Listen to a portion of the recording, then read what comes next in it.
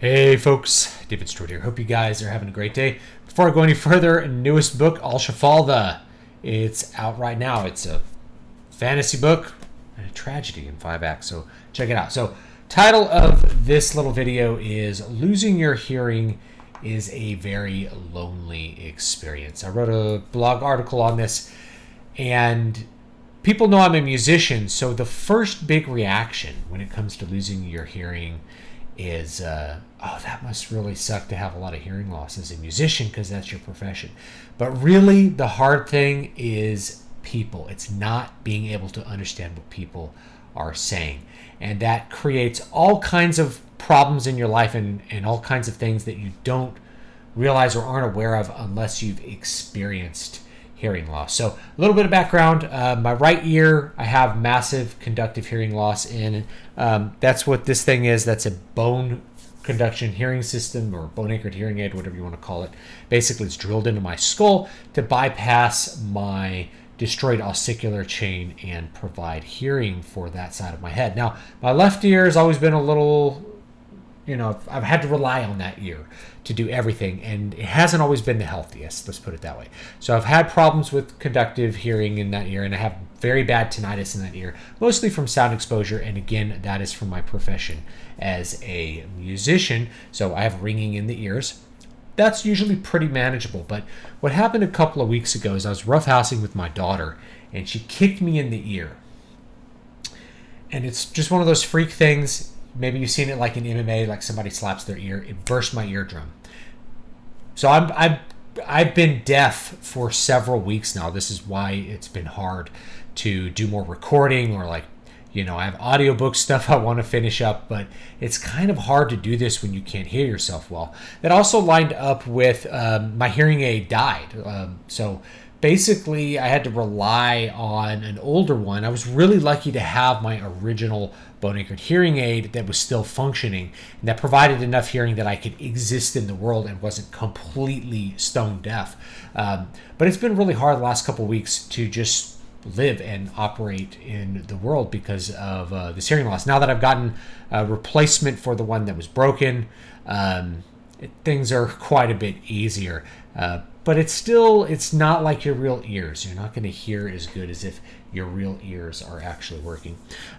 So I have hearing loss going all the way back to a young age. Now this is something that I didn't pick up on right away because no one sat me down and said, David, you can't hear, right? Adults never assume that a kid is deaf or that he has really significant hearing loss, especially if he's in the mainstream of school and he's acing every test. Well, that was me. They didn't assume, oh, well, he must have hearing loss and we need to fix that. They just thought my behaviors were weird or there was something wrong with me. There were many times in school, many times, where I would look up and there would be an angry teacher looking at me. I'd be doing something at my desk, reading or doing work, and then I'd look up and the teacher would be upset with me. And I didn't know what was going on. She had been talking to me, but I couldn't hear her, and I wasn't being attentive enough to listen for some quiet voice. And so, go pull your car. This is a thing in elementary school. You had to pull through these different color cards as we got in trouble and finally had to go to the principal's office or something, right? Go pull your card. And I almost felt bad because I didn't, it's like an injustice. Like, what did I do? You weren't paying attention. Or we're doing like the round robin reading thing where kids are slowly, agonizingly reading out loud to each other while me in the back can just read the story in 30 seconds and answer the questions that, the teacher's going to assign and move on and start reading or drawing or something else. David, read the next part. What? Oh, you lost your place. You weren't paying attention. I can't hear what anybody's saying, So I don't know. That's how it was. But I didn't realize I couldn't hear because no one told me, hey, you probably won't be able to hear people unless you are looking up and noticing them talking and like straining to hear. Maybe I'd be cupping my ear a lot to like try to hear as I got older once I realized that I couldn't hear out of this ear. I thought I was like stupid and couldn't use phones because I'd pick up the phone and I'd put it to my right ear. I'm right-handed and I'm deaf in my right ear. So I would kind of hear noise coming out and be like, hello? I can't hear anything. I can't hear anything on the phone. What's the deal? Why? I don't know how to use this. Is the phone broken? It's like I thought at one point I was stupid because I didn't know how to use a phone. Turns out I needed to put it on my other ear because this ear doesn't hear. It didn't work, right? adults, my boomer teachers always assumed I was being some kind of weirdo and not paying attention or not being attentive when I couldn't hear them. And even as I got older and I knew I had hearing loss, I'd be like, can you say that again? You need to clean the wax out of your ears. I don't have wax in my ears. I'm deaf. I can't understand what you're saying. So this was a really frequent thing in public school, was being, getting in trouble for not hearing, right? So after a while, it becomes this, you're kind of in this bubble where you can't understand what anyone else is saying or what's going on, but you just know someone's going to intrude into that, being upset with you because you're not able to be attentive to what's going on in the classroom, or you're asked to do too many different things. Take notes, look down, and be attentive to what I'm doing. It's really, really hard. So many experiences like that as a child. And only later did I have a doctor say, oh, well, he's got really serious hearing loss in his right ear. He can't really hear anything. But the teachers, because I was quiet, would stick me in the back of the class with the kids who misbehaved as like a little bit of a buffer. They're like, we'll put David in the back because he never talks or says anything out. Of course I didn't talk. I couldn't hear what you were saying. So, you throw them in the back and they, the kids, they talk around me and they're the only kids that I have to talk to or can understand because they're right next to me. But I can't hear what the teacher's saying. I can't really tell what's going on in half the lessons. So that was like the childhood experience for sure. The best analogy I can give you if you don't have hearing loss is like, imagine you are going to a country where you are not fluent in the language. Like, some of the language, but you're not fluent. Like, you can't just speak the language. Like, maybe you know some Japanese, you can order on a menu. You go to Japan and someone's talking to you just at normal speed. They're speaking Japanese like they're talking to another Japanese person, and you kind of understand every other word, but you're like, I don't understand what you said there. What was that word? Maybe you said it a little bit different than what I thought. I thought maybe you said this, but not this. So this is the most common thing, is that the way speech works, it's not just sound goes into brain, you understand, but rather there's filtering that goes on with sound, filtering out noise. This is why it's hard to hear with hearing aids, especially in a noisy environment, is that noise interferes with your ability to process the information. So everything comes out garbled, where you can't really, you know that some of the words, you understood some of them, and then if you stop and think, you can contextually think what those words that you couldn't really understand likely were. And then a lot of times you just mishear something. You're like, what did you want with the bone broth? What about a beef bone? They're like, no, I asked where my phone was. Oh, I was really confused why you were talking to me about beef bones. It's like, I didn't say anything that sounded like beef bone, but your brain heard it. Your brain heard beef bone, but there's all these times where people will say these things, and I had it going way back. It's like, that doesn't make any sense. Like, what you said didn't make sense. Can you say that again? They're like, this. Oh, I thought you said this. Like, why would I say that? I don't know, but that's what I heard. That is literally what I heard, because your brain does all this processing of the sound before it gets up to your thinking apparatus, like your frontal lobe, where you start to process and actually think what that speech meant. So yeah, very, very difficult sometimes in an academic setting to understand what's going on. Noisier the classroom, the more you just get lost. You just get encased in this bubble of noise where nothing makes any sense.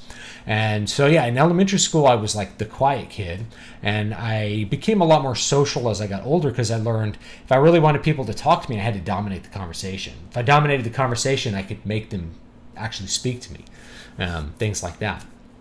But what tends to happen, why it's a lonely experience, is that the people around you start to react to your hearing loss in ways that they're often not aware of, which isolates you socially much more than any of them really realize.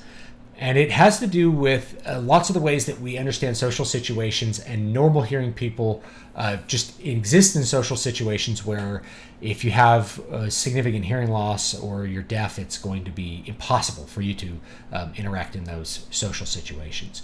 Just for example, if you have a group of people standing around, you can't really have a conversation with 5 people. You have conversations really one-on-one, but in the group, everyone is more or less included because they're in the sonic space of the conversation.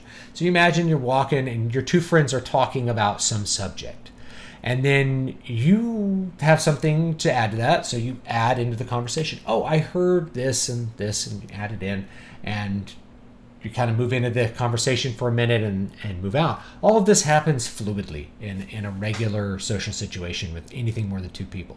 But what starts to happen when you have hearing loss is you heard something, but you want to know what it meant, but you couldn't hear it clearly, so you ask them to repeat it. And what do they tell you? They say, we're not talking to you. So it's like you're physically present, but you're just completely excluded from whatever conversation is going on. This happens so often. And if you spend time just talking, especially elderly people suffer with this all the time because as you get old, you lose your hearing. So elderly people often are sitting in a group with their family and get lost. And sometimes you think, oh, are they getting senile? It could just be that they've had a lot of hearing loss. And they get upset or irritable because they're not being included on anything. They want to hear what you're saying. They want to be able to interject, but you're just like, well, we're just not talking to you. So this is something like even my close family members will do this without realizing, is that they will simply have a conversation with each other in the physical sonic space of a normal person, and if any other third person can add in because they can understand what they're saying, but they just assume that you can't hear, so they just don't include you with any conversation. So you end up feeling really socially isolated. Even in a crowd, you're completely alone because you can't enter into anybody's sonic space and understand what they're saying. You can only really talk one-on-one in an environment where you can hear. So if you imagine a deaf person that has to sign with their hands, it's really hard to have a three-way conversation with people that are signing because you have to see, you can only really attend to one person at a time, and everything else becomes a lot harder to see, to visually, because you're talking with your hands. It's harder to visually see what the other people in the space are doing. So rather than a sonic space, it's a visual space. So for two deaf people to sign to each other, they have to be visually engaged with each other. And a third person can see those signs and understand them. And if they come in, they have to like get someone's attention to add something in. Right, like you may or may not have seen this with people who are completely deaf, like they have profound hearing loss. It's a different way that you have to converse with them because you can't just get 5 people together and walk down the street and shoot the shit and have people say this or that. When you can't hear or you can't clearly understand what people are saying, you just end up being excluded. Like you're just a fifth person walking along, not understanding anything and not able to enter into any conversation or even begin one. Because you say something and they're like, well, we were talking about this or we weren't talking to you. That's imagine like you're sitting by someone, like a friend, and they are always on the phone with someone else. I don't know if you've ever known anyone like this. I have. Almost always somebody's known this. They're like always on the phone with someone else.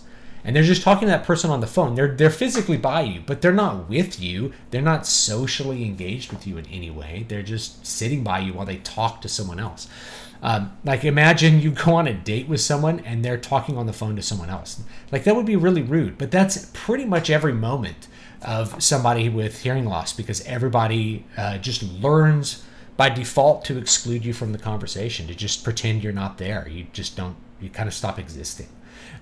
Which is really hard, right? So one of the things I'm really thankful for, right, is my hearing aid and being able to understand what my kids are saying. Not being able to understand what my kids were saying for a couple of weeks was really hard.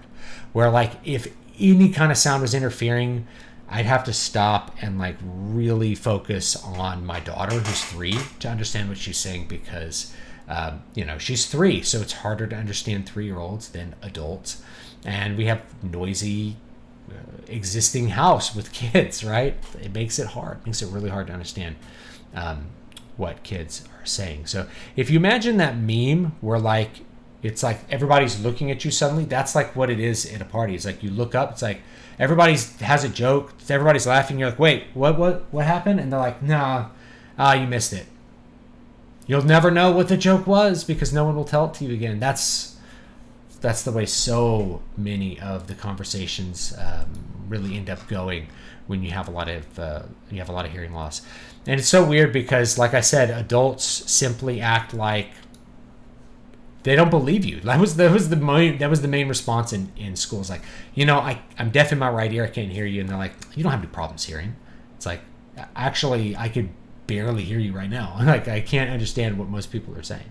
So Anyway, that's the big point. It's like, yes, I'm a musician. I've always had ways to get around my hearing loss with music.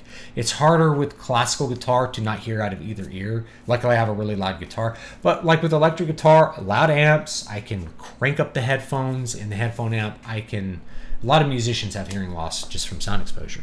There are ways that I can get the music into my head, but it's way harder to deal with the social aspect, to go somewhere where it's noisy or boomy and just, you're just walking through bored, my mind starts to wander because I can't understand what's going on. Nothing is audible to me. So anyway, that's that. Thanks for watching. This newest book is called Al Shafalda fantasy book. It's out now. I have another book that's coming out in November. It's called Afterglow Generation Y, and it's a collection of stories, really, I guess, about my generation, which grew up in the 80s and 90s, and were adults in the early 2000s, and what some of those experiences were like. So check it out. It's more lit fic. This is fantasy. The other one's more literary fiction. And check that out, and I'll see you guys next time. Leave me your thoughts down below. People have been saying they're praying for me. I do appreciate that. I don't have a ton of hope for my left ear recovering, but I think it's gotten a little better. Like, I can hear a little bit better out of it. And I think the massive hole that was in it is a little bit smaller. I looked at it with an endoscope, and it seems to be getting smaller, which I really appreciate. So I appreciate your prayers. And I'll see you guys next time. I'm trying to work as much as I can right now. It's just hard to do a lot of video content because things don't sound right, even my own voice in my head doesn't quite sound the way that I'm used to hearing it. So have a good one, and I'll see you all next time.